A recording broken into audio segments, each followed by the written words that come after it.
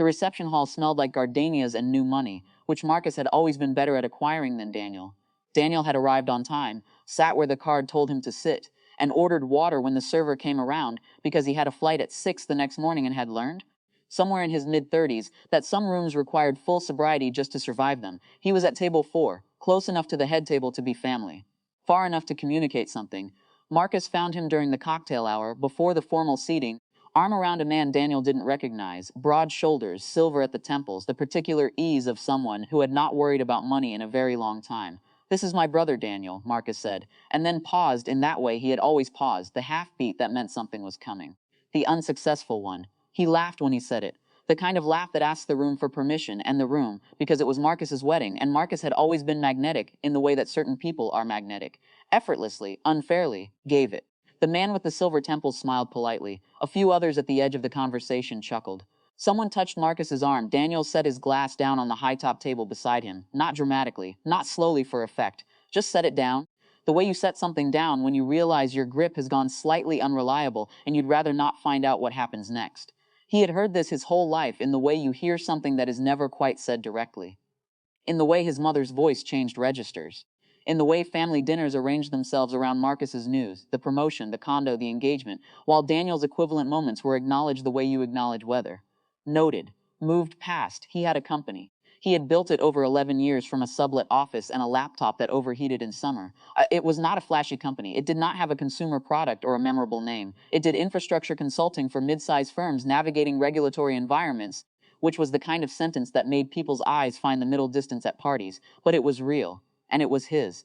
He had simply never learned to announce himself the way Marcus announced himself, which his family had interpreted, for as long as he could remember, as confirmation of failure. He noticed Richard Albrecht during the seating, not because he was looking for him, because Daniel had spent 11 years developing the specific skill of reading a room for people who mattered, and Albrecht had a quality that registered, the way people near him adjusted without meaning to. A slight gravitational pull that had nothing to do with height or volume. Daniel knew the name. He had known it for 6 months, because Albrecht's firm had been trying to reach his company through 3 separate channels since November, and Daniel had been in the middle of a contract restructure and had not called back. And then time had passed the way time passes, and the calls had tapered, and he had filed it away under follow-up eventually. He watched Albrecht through the salad course. Watched him work the table the way people work tables when they're still, technically, always working. Watched him glance at his phone once and put it away with the discipline of a man who had decided to be present. Marcus gave a toast. It was charming. Marcus was always charming. Daniel raised his glass with everyone else and drank and felt something that was not quite anger and not quite grief and lived somewhere in the tissue between the two. Between the salad and the entree, Daniel reached into the inside pocket of his jacket. He kept cards there out of habit, not ceremony. He'd had them made 3 years ago, plain stock, just the company name and his direct line, because someone had told him once that the plainest cards were the ones people kept. He stood, moved around the perimeter of the room without urgency, and arrived at Albrecht's end of the table. He didn't interrupt. He waited until the conversation Albrecht was in reached a natural breath. Then he placed the card on the tablecloth in front of him, face up, without presentation. "I think your team has been trying to reach us," Daniel said. "I apologize for the delay. I'd like to talk next week if you're available." Albrecht looked down at the card, then up at Daniel. Something moved across his face. Recognition, recalibration, the quiet arithmetic of a man who is deciding how to value something he'd partially written off. "I'll have my assistant reach out Monday," Albrecht said. Daniel nodded and went back to his seat. Marcus didn't see it. He was at the head table, angled away, laughing at something his new father-in-law had said. Nothing changed visibly. The room continued. The entrees arrived. A child at table 7 knocked over a glass of apple juice. Server materialized to fix it.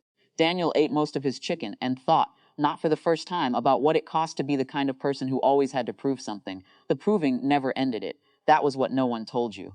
You proved it, and the people who needed you to fail simply moved the target or forgot, or brought it up again at the next wedding with the same easy laugh. He thought about calling his mother tomorrow. He thought about how that call would go. He thought about how it had always gone. He left before the cake. He told no one. He folded his napkin, collected his jacket from the back of his chair, and walked through the service corridor because it was faster, and emerged into the parking lot where the air was cool and smelled like cut grass and nothing like gardenias. His phone buzzed in the car. A calendar request, from an assistant he didn't know, for Tuesday at 10. He confirmed it. Then he drove to his hotel, set an alarm for 4:30, and slept without difficulty, which was either a sign of peace or exhaustion, and he was no longer certain there was a difference.